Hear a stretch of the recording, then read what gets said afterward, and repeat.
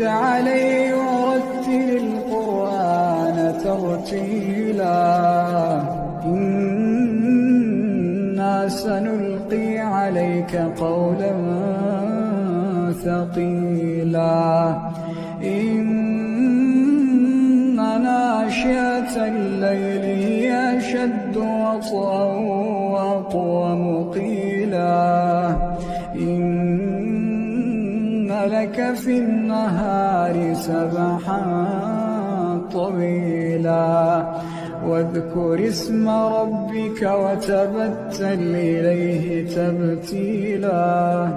رب المشرق والمغرب لا